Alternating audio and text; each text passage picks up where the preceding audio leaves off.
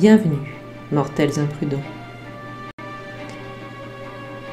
Il y a de cela 15 jours, j'évoquais avec vous l'histoire de la statue de clown.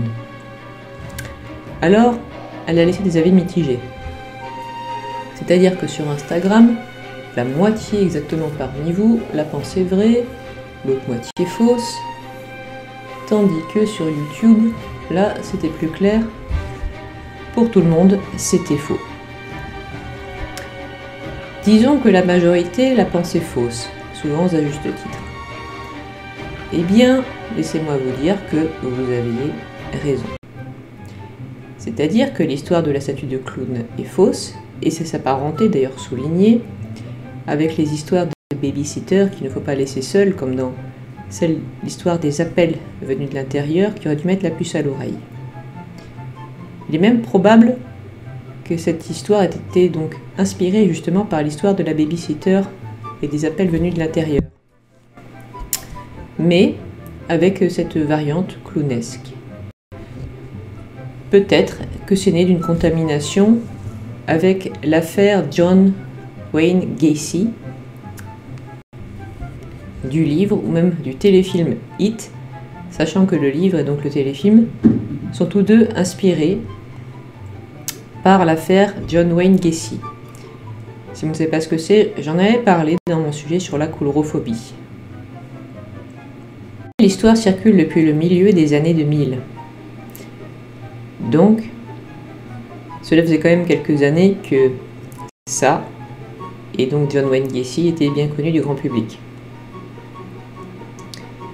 Vu qu'il est déjà assez effrayant pour une jeune fille de se retrouver toute seule dans une maison, si en plus c'est quelqu'un de déguisé de cette manière, là ça devient vraiment effrayant. Mais, attention, plusieurs choses auraient dû vous mettre la puce à l'oreille. Déjà, comme je disais, il y a la fameuse thématique de la babysitter seule dans une maison, mais ce n'est pas tout.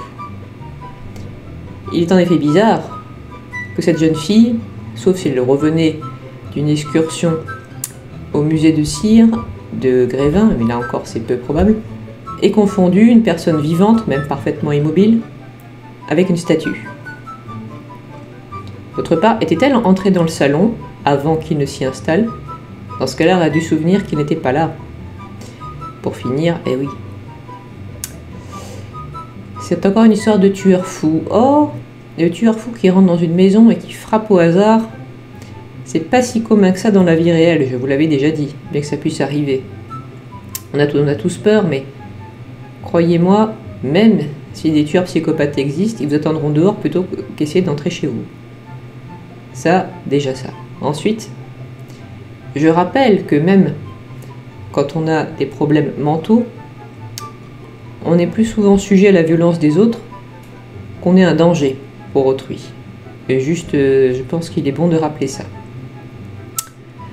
Ensuite, eh ben non, je ne vais pas vous raconter de nouvelles histoires et vous demander si elle est vraie ou fausse, et vous aurez qu'un jour pour y réfléchir. Pas cette fois. Pourquoi? C'est très simple, la semaine prochaine, ce sera déjà l'Avent. Or, comme j'en ai l'habitude, je m'apprête à vous partir sur des histoires spéciales Noël.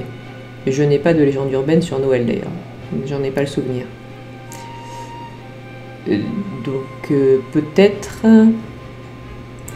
J'en ai peut-être une, mais je vous la resservirai au mois de janvier, on verra. Mais sinon, ce sera effectivement les contes spécial Noël. Et pour cette raison, je ne vais tout de même pas vous faire mariner pendant plus d'un mois à chercher la solution d'une énigme. Donc, pour cette fois-ci, je vous donne la solution, mais ce sera tout. Pour retrouver une légende urbaine, ce sera dans un mois. D'ici là, j'espère quand même que cette solution vous aura intéressé et vous donne rendez-vous la semaine prochaine. Si vous voulez me soutenir, voyez le lien en description de Tipeee et du Ko-fi. N'oubliez pas de vous abonner, de mettre un pouce bleu, commenter, regardez sous votre lit avant d'éteindre la lumière. Au revoir, imprudent mortel.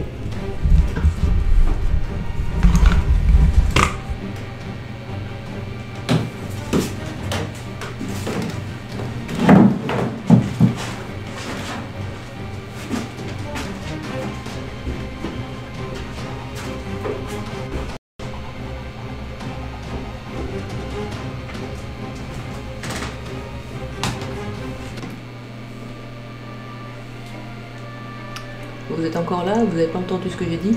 Et ce sapin, il va pas se décorer tout seul. Hein. Allez, allez.